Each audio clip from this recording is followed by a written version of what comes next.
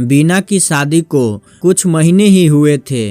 वह ससुराल के लोगों का स्वभाव ठीक से जान नहीं पाई थी, पर उसने इतना जरूर महसूस किया कि उसके पति और ससुर जी को छोड़कर बाकी सभी का स्वभाव कुछ ठीक नहीं है।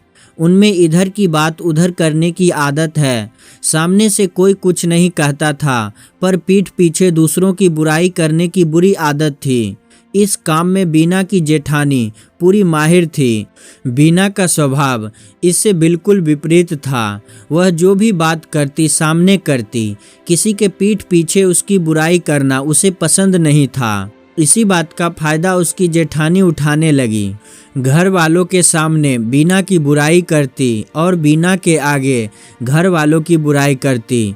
जब बीना कहती मुझे तो ये लोग ऐसे नहीं लगते, वह तुरंत कहती तुम अभी नई हो, इनको नहीं जानती हो, ये लोग सबके सामने अच्छे बनने का नाटक करते हैं, अभी तुम्हारे सामने अच्छे होने का दिखावा कर रहे हैं। बीना उनकी बात चुपचाप सुन लेती, पर कोई जवाब न देती। इस बीच उसकी विदाई हो गई और वह मायके चली गई। एक सप्ताह बाद जब वह लौटी तो किसी ने भी उससे ठीक से बात नहीं की। उसने अपनी सास का पैर छुआ तो उन्होंने मुंह बनाकर कहा ठीक है, जब मन में सम्मान ना हो तो पैर छूने का कोई मतलब नहीं है। बीना चौंक गई और बोली क्या बात है अम्मा जी, आप ऐसा क्यों कह रही हैं? मैंने ऐसा क्या कर दिया है जो आपके मन को ठेस पहुंची है? उसकी सास कोई जवाब देती तभी जल्दी से उसकी जेठानी वहां आकर कहने लगी अरे क्या बात लेकर बैठ गई अम्मा, अभी थक हार कर आई है, इसे आराम करने दीजिए, बातें तो बाद में भी होती रहेंगी। और उसे लेकर उसके कमरे में चली गई। वहां जाकर बोली देखा, मैंने कहा था ना, ये लोग ऐसे ही बिना बात ताने देकर अपमानित करते रहते हैं, तुम भी पलटकर जवाब दे दिया करो, मैं तो यही करती हूँ, तभी ये लोग ठीक रहेंगे। बीना ने कहा मुझे जवाब नहीं देना है, पर अम्मा जी से पूछना जरूरी है कि वह नाराज किस बात पर है। बीना सोचने लगी कहीं भाभी ने तो कुछ मेरे खिलाफ नहीं बोल दिया है। फिर सोचा वह ऐसा क्यों करेगी, भाभी ठीक कहती हैं, इन लोगों का स्वभाव ही अच्छा नहीं है, बहू को अपमानित करके खुश होते हैं। वह अभी यह सोच ही रही थी कि उसकी जेठानी ने जल्दी से कहा नहीं नहीं, अम्मा जी से कुछ न पूछना, नहीं तो घर के सभी लोग तुमसे नाराज हो जाएंगे। इस घर में अम्मा जी की ही चलती है, कोई भी उनकी किसी बात पर सवाल नहीं उठाता, तुम भी ऐसा ना करना, सबसे ज़्यादा तो देवर जी ही नाराज हो जाएंगे। तुम्हारी अभी नई नई शादी हुई है, अभी कोई बात ना करना, नहीं तो तुम दोनों में लड़ाई झगड़ा शुरू हो जाएगा, क्योंकि देवर जी अम्मा को बहुत आदर देते हैं। समझाना मेरा काम है, आगे जैसी तुम्हारी मर्जी। बीना उनका चेहरा देखती रही, बोली कुछ नहीं। जब बीना ने कोई प्रतिक्रिया नहीं दिखाई तो उसकी जेठानी वहां से चली गई, पर बीना को समझ में नहीं आ रहा था कि उसने कहा क्या है जो सासू माँ इतनी नाराज है। कुछ देर बाद उसके पति आ गए, उसको उदास देखकर बोले क्या बात है। उससे रहा नहीं गया और उसने सब बात बताई और कहा भाभी कह रही थी कि अम्मा ऐसे ही तानों से बात करती है। नहीं, मेरी माँ ऐसी नहीं है, पति ने जवाब दिया, वह किसी और बात से परेशान रही होगी और तुम्हें सुना गई। इन छोटी छोटी बातों पर ध्यान ना दो। उसने भी सोचा शायद यही बात हो और वह सामान्य हो गई, पर यह सिलसिला जारी रहा।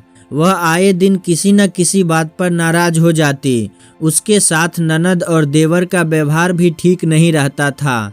वह जब भी अपनी सास और ननद से इस बारे में बात करती, उसकी जेठानी बात न करने देती, और जब वह सास के पास जाती तो जेठानी जी वहीं बैठी रहती।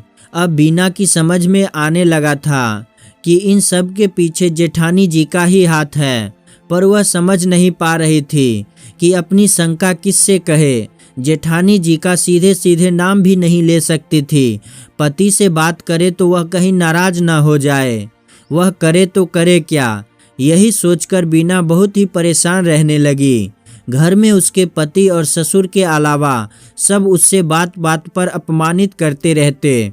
जब उसकी बर्दाश्त की सीमा समाप्त होने लगी तो उसने सोचा आज रात मैं अम्मा जी से जरूर बात करूंगी। उसे पता था कि आज उसके पति और ससुर किसी शादी में जाने वाले हैं। अम्मा अपने कमरे में अकेली रहेगी। आज वह अपनी सास से पूछेगी जरूर कि ऐसा उसने क्या कहा है या किया है जो सभी उससे ऐसा व्यवहार कर रहे हैं। फिर अंजाम चाहे जो हो देखा जाएगा। अभी उसे पूछने का मौका ही नहीं मिला कि शाम को उसके जेठ अम्मा से उसकी बुराई करने लगे। वह अपने कमरे से आ रही थी। उसने सुना वह कह रहे थे, इस औरत ने घर में आते ही अपने पराये की बात शुरू कर दी। अम्मा ने कहा, क्या हुआ, कौन ऐसी बात कर रहा है? उसके जेठ बोले, बीना, उसने रेनू का अपमान किया है। वह उसे बात बात पर सुनाती है कि वह अपने मायके से कुछ नहीं लाई है। रेनू अपने कमरे में रो रही है। अच्छा, इसने ऐसा कहा? अम्मा बोली। फिर कहने लगी, हाँ, यह कुछ भी कह सकती है, बहुत ही घमंडी औरत है। इसने बड़ी बहू से आते ही कहा था कि मैं अपने मम्मी पापा की इकलौती बेटी हूँ, मैं किसी से दबकर रहने वाली नहीं, इन लोगों से भी नहीं दबूंगी, इन्हें मुझसे ही दबकर रहना पड़ेगा। इस घर में मेरा पति सबसे ज्यादा कमाता है। इसके माँ बाप ने न जाने कैसे संस्कार दिए हैं। इस लड़की को किसी की इज्जत ही नहीं करनी आती। और दूसरी तरफ मेरी बड़ी बहू रेनू कितनी संस्कारी है। यह सुनकर बीना समझ गई इन लोगों के दिल में उसके खिलाफ नफरत जेठानी ने भरी है। उसने सोचा यह अच्छा मौका है अपनी बात कहने का। उसके मम्मी पापा को भी सुनाया जा रहा है। अब वह चुप नहीं रह सकी और उन लोगों के सामने आकर कहने लगी, मैंने और मेरे माँ बाप ने क्या किया है जो आप लोग उन्हें ताना मार रहे हैं? बिना कोई बात जाने समझे बोले जा रहे हैं। मैंने यह सब बात किससे कही है और कब? सास ने कहा, बड़ी बहू से तुमने यह बातें कही है तो ठीक है, भाभी जी को बुलाइए, वह यह बात मेरे सामने कहे। मैंने कब कहा है और क्या कहा है? बीना को अब तक अपनी जेठानी की चाल समझ आ गई थी कि वह उसे सबकी नज़रों में गिराने के लिए झूठ बोलती रही है और खुद को एक आदर्श बहू साबित करना चाहती है जिससे घर में उनका वर्चस्व कायम रहे। पर बीना ने भी ठान लिया था कि आज तो वह जेठानी जी के चेहरे से नकाब उतार कर रहेगी। सास ने जेठानी जी को आवाज़ लगाई। उनके आते ही बीना ने पूछा, भाभी, मैंने आपके मायके से आए सामान को लेकर क्या बात कही है, बताइए, और कब कही है? वह इस बात के लिए तैयार नहीं थी, सकपका गई और बात को टालते हुए कहा, इन बातों को छोड़ो, यह सब तो होता ही रहता है। मैंने इन बातों को बुरा नहीं माना है। बीना ने कहा, नहीं, आज आपको बताना पड़ेगा मैंने आपसे घर वालों के लिए क्या कहा है। वह कुछ बोल ही नहीं पाई क्योंकि उनके द्वारा कही सभी बातें झूठी थी। तब बीना ने कहना शुरू किया, यह सब बातें मैंने नहीं, इन्होंने कहा है। इन्होंने पहले दिन ही मुझसे कहा था, आप लोग दहेज के लालची हो, उनके माँ बाप ने दहेज नहीं दिया तो आप लोग इन्हें परेशान करते हैं। मैं घर का काम ना करूं क्योंकि मैं अपने साथ दहेज लाई हूं। जब मैंने कहा यह दहेज थोड़ी है, यह तो हर माँ बाप अपनी बेटी को देते हैं, यह हर समय मुझे आप लोगों के खिलाफ भड़काती रहती थी। मुझे नहीं मालूम था कि यह इतनी चालाक, झूठी और चुगलखोर है। कहती स्वयं है और लगाती दूसरे का नाम है। उसने कड़कदार आवाज में अपनी जेठानी से कहा, आज के बाद आपने ऐसा किया तो ठीक नहीं होगा। और अम्मा जी, आपने मुझसे पूछा क्यों नहीं? आप तो घर की बड़ी हैं, आपके लिए दोनों बहुएं बराबर है। आपने पूरे अधिकार से मुझसे पूछा तो होता, तब आपको सच का पता चल जाता, कौन सही है और कौन गलत। पीठ पीछे चुगली करना मेरे संस्कार में नहीं है। मैं इस घर की बहू हूँ, कोई नौकरानी नहीं, जो बिना गलती के भी ताने और अपमान सहती रहूं। आज के बाद आपकी चहेती बहू अगर मेरे बारे में कुछ भी कहे तो सीधे मुझसे पूछ लीजिएगा। अगर मैंने कहा होगा तो सच बता दूंगी, क्योंकि मैं झूठ नहीं बोल सकती और गलत बात बर्दाश्त भी नहीं कर सकती।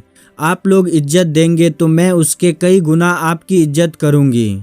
अगर आप लोग बिना बात मेरा अपमान करेंगे तो मुझे जवाब देना आता है। यह कहकर बीना अपने कमरे में चली गई। सब एक दूसरे का मुंह देखने लगे। सास ने जब जेठानी को गुस्से में देखा तो वह सिर नीचे करके चली गई। जेठ ने भी अपनी पति को गुस्से में देखा और बाहर चले गए। जेठानी को बीना से ऐसी उम्मीद नहीं थी। अब वह शर्मिंदगी के कारण किसी से नज़र नहीं मिला पा रही थी। आज सबको असलियत का पता चल गया था, कौन सही है और कौन गलत। इतने दिनों बाद सास ने भी अपनी बड़ी बहू का असली रूप देख लिया था और वह अपनी गलती सुधारने बीना के कमरे की ओर चल पड़ी। यह कहानी हमें यह बताती है कि कोई भी बात मन में रखकर रिश्तों को खराब नहीं करना चाहिए। दिल की बात कहकर रिश्तों में आने वाली दरार को खत्म कर देना चाहिए।